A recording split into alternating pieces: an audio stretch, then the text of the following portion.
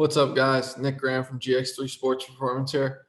I want to look at the mechanics Joey Gallo goes through to produce this 97-mile-an-hour throw from the outfield to now the tagging runner. McCormick's a up-and-coming guy for the Astros, went to Millersville, D2 school. Good to see him getting his chance. But we're going to look at the mechanics of Joey Gallo's throw and compare them a little bit to what you see on the mound from a pitcher. All right. Majority of it's the same, but there are slight differences that when you understand them, they allow you to have better control as a outfielder or any position player, and then understanding how to transition to the mound. Say maybe you convert in your career, or just a coach trying to help a kid understand how to use the mound and the slope of it. All right, so you can see, again, a throw on the money the whole way in the air. And let's go look at the similarities of it. First, you want to look at the momentum he gains from running in on the ball.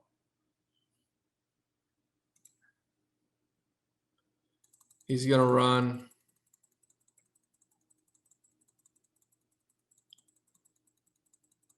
a good 10 yards, okay? Get a nice – it's not a full sprint. He's not timing it that perfectly, okay? But he's gaining some momentum, and he's a big guy. So any run is going to give him a little bit more momentum going forward towards the plate. All right, catch. His chest is squared up to the plate. All right, not an insane transfer or anything like that, but he takes his time and he gets into a good throwing position, which allows him to make an accurate, very strong throw. It's more about accuracy and putting the ball where it needs to be and getting the most out of the throw than it is about releasing it quick or making it the whole way in the air. Okay, a good accurate throw is the best option at all times. Okay, so we'll go throw slow. One thing we talk about in throwing, you can see the scapular retraction and the 90-degree angle. All right, so again, you'll see a bunch of similarities because it's still throwing an object. You're still throwing a baseball.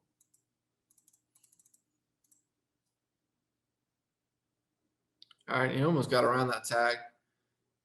If the throw's off at all, he's probably getting around it. Okay, that's how important the accuracy of the throw is. All right, so now we have him from the side. Okay, you can see balls entering the glove. His chest square to the plate. He takes one step with the right foot, and he's transferring. All right, and that toe is still pointed towards the plate, maybe a little bit up the third base line. Then he puts his left foot down, and that starts his crow hop as he's transferring. And now when this right foot's going to hit the ground. All right, and notice his footwork. He's replacing his feet. He's not crossing. He's not going in front or behind. That just gives you it's more ground to cover, and it's more chance of getting unbalanced. So replacing your feet is typically the most efficient way to do it. And now as soon as his right foot hits and stabilizes right there, you're a pitcher. Basically, you're throwing. All right, closed shoulder, hip to target. All right, the biggest difference you're going to see, and I'll throw up a picture to compare them against. Okay, so the biggest difference you're going to see is around foot plant, front foot plant. Okay, because the slope of the mound is going down, it's going to take away some of the height of your landing pad, okay? If we were to imagine a mound under Joey Gallo's feet, it would look something like that, okay? So his left foot is touching the ground on a flat ground, but if he was on a mound, he would still have a couple frames until he landed. Okay, and that's where you see the difference. All right, Chapman is in roughly the same position, but he is yet to touch the ground at all with his front foot. Gallo is fully planted on the ground, okay? So if we go Gallo a little further,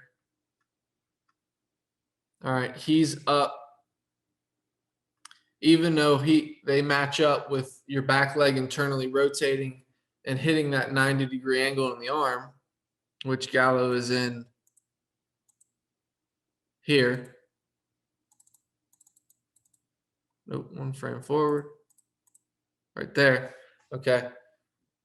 Gallo is in the position that we look for with the 90-degree arm, the internally rotated back leg, and the weight on the front leg. Okay, we'll go to Chapman. And you see as he's landing, okay, his foot just landed, and that back leg is already the whole way down. Going back to Gallo, his foot's been down. His front foot has been down a good long time before that leg gets fully internally rotated. Okay. So as a position player, being able to feel the ground and use your front leg to stabilize as your backside rotates and drives into the throw, it's very important that that front leg understands how to transfer weight and works with the ground, because a pitcher, it's more of a land, and with a position player, it's more of a touch the ground and then throw. Okay, and that slope is the reason for that. So if we go through it on his throw, you'll see he's not as forward as a pitcher. Chapman's chest is far out in front. His head is far out in front of his front foot. Gallo's is more upright. And again, that comes back to the ground, okay? If you're going downhill, you want to lean forward to stay perpendicular with the ground, be balanced.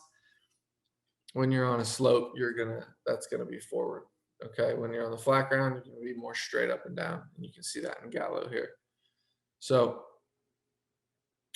just something to pay attention to as a position player. Learning to put your front foot on the ground and then throw the ball is going to help out a lot with accuracy during any type of play.